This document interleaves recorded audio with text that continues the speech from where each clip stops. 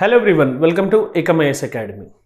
So in this particular down to earth series, in the initial lecture, we have seen up with the part 1 of the discussion regarding with the down to earth aspect.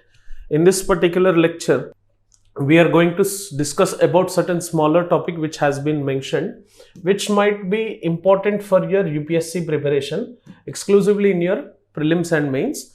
And the content regarding with that smaller topic is regarding with traditional methods versus science.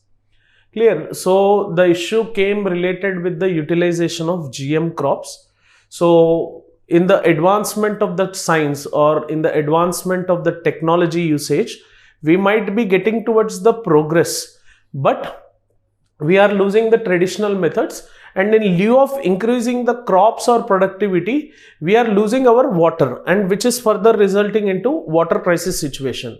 So here the entire article which is present over here affiliates yourself towards the development which can be done by utilization of technology and also focusing upon traditional methods. So whenever you would be writing an answer, make sure that you focus upon the technology driven aspect as well as the traditional methods which has to be followed.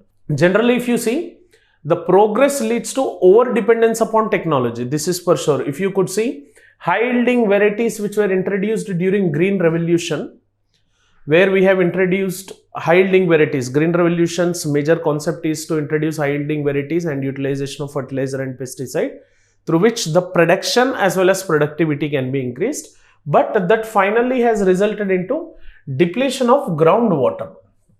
Clear? So right now, the region in and around Punjab, exclusively as in and around Punjab, the Green Revolution was introduced. We are facing the problem of depletion of groundwater level and soil losing its fertility. That's the reason why the marginal farmers in and around, the marginal farmers like 1 acre, half acre of farmers who are there in Punjab, they are committing suicides, which is something interesting and abnormal. Because Punjab being the Annadata of India, despite farmers of Punjab, committing suicide is an abnormal thing. So if you could see, high yielding varieties introduced during Green Revolution, depletion of groundwater is the resultant. So over dependency upon technology has resulted into depletion of groundwater level. Just now I was speaking like production of, we are going towards the food security in giving the groundwater resources. So if you see the genetically modified crops as of now which are being used present, they are damaging the crop diversity, because these genetically modified crops are increasing the production rate of one particular crop, which is reducing the crop diversity. Hence, the over dependency on technology is leading to progress, and further progress which leads to over dependence on technology is resulting into some negative aspects as such. So if you could see, what are the importance of genetically modified crops? Chances are there the question in UPSC prelims might come, like which of the following are the beneficial aspects regarding with genetically modified crops, or which of the following are the positive aspects in association with genetically modified crops. If you could see, first one is, through this genetically modified crops, we can meet the need of growing population which is present. Clear? Because right now if you could see the population of India, it is somewhere around near to 145 crore. So to satisfy the food security needs of 145 crore population, obviously the production and productivity has to be increased. For that, genetically modified crops which are there, they come handy in picture. This is one particular point which you have to focus. Along with that, to attain food security, these genetically modified crops, India after its independence in 1947, it has faced food security issues. It has faced self-sufficiency issues. That's the time when we have introduced the Green Revolution into picture. So food security as an issue, clear, to attain food security, this particular genetically modified crops, they would be helping in picture. So what are the general characteristics as such? If you could see related with the genetically modified crops, these genetically modified crops, and this might be a prelims inclusive based aspect. So which of the following are the features or characteristics of the genetically modified crops? There the question might come. If you could see, they are pest resistance. The most important aspect is they are pest resistance. Hence, less utilization of pesticides. We can go into growing the crop of that particular genetically modified crop. Second is they shall be giving us high yield, which will be satisfying the growing population. Third, no necessitate of insecticides and pesticides, as I was saying, like with very less utilization of insecticides and pesticides, we can come up with the role. And the food which we generally consume, which is an outcome of the genetically modified crop, that shall be more tastier relatively with the natural organic crop which shall be grown. And these genetically modified crops are drought resistant in nature. Despite of drought, they generally tend to grow in certain circumstances also.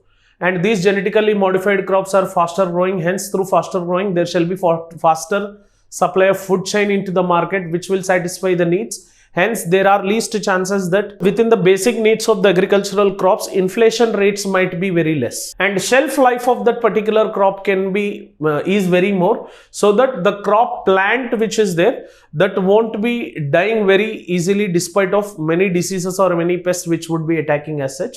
And this can tackle this bioremediation procedure very perfectly.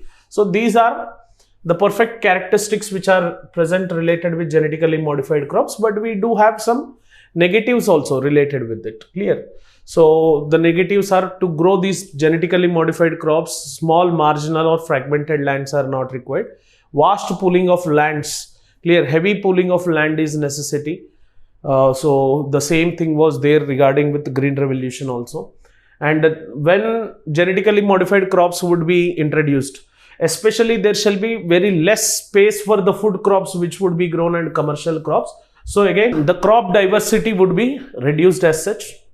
Pests and insects, which I have said they are pest resistance crop, but these pests and insects, slowly they have gained the resistance to withstand with that particular genetically modified crops. Hence, a newer technique or newer methodology has to be coming into picture, or updated version of genetically modified crops have to come. So if you could see the common genetically modified crops in India, where the implementation procedure has started, includes cotton, brinjal, tomato and chickpea. These are the most important GM crops. Chances are there that they might be asking a question regarding with which of the following has the implementation of this genetically modified crop in nature. So some traditional methods which are there, which earlier farmers used to use on their traditional knowledge. So that particular traditional knowledge have lost references as such, and they have lost their significance in the present context. If you see, there are some traditional knowledges included here, like treating the seeds with this particular cow dung. So earlier farmers used to treat these seeds with this particular cow dung. That is one traditional method which we have. Sesame ash, they used to use this sesame ash for germination procedure. And they used to form formation using biotic compound is one particular aspect which they used to use. Trap cropping is the method which they used to follow, and spraying neem oil to keep the pest at the bay. So these are the traditional methods which we used to follow earlier, which has lost their relevance and which have lost their reference as such and lost their significance completely. So what is the most important thing which we have to follow accordingly is, most of the agro scientists say that traditional methods fusing with the technology, we should follow traditional methods with some implementation of technological aspects is one of the biggest picture which we have to concentrate upon. So make sure that you focus and pre-prepared with this particular aspects of technology, so that maximum questions which would be coming from genetically modified crops can come into picture. Okay. Hence, thank you for watching this particular video. As this was a shorter content which was there in Down to Earth, we would be coming up with more and more smaller videos of the Down to Earth, so that within the less space wherever you have, you can watch these videos.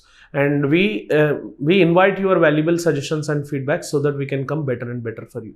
Thank you for watching this video. Have an awesome day. Jai Hind.